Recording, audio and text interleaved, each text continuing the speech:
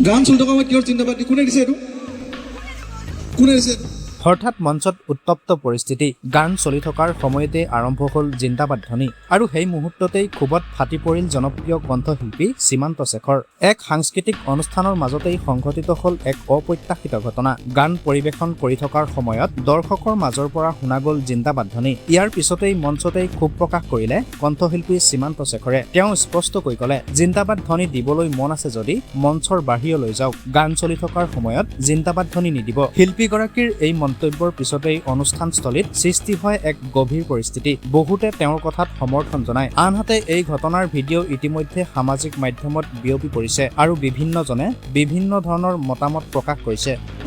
গান চলি থকা সময়ত কিহৰ জিন্দাবাদ দি কোনে দিছে এইটো কোনে দিছে এইটো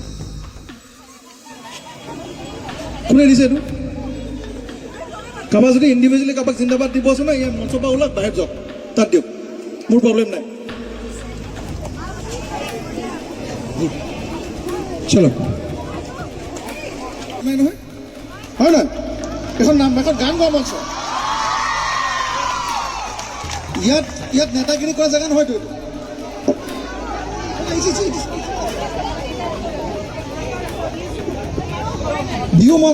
বিহু মঞ্চখনত গান গালে গান গাব লাগে নেতাগিৰি কৰিলে বাহিৰত কৰিলে চলো ষ্টাৰ্ট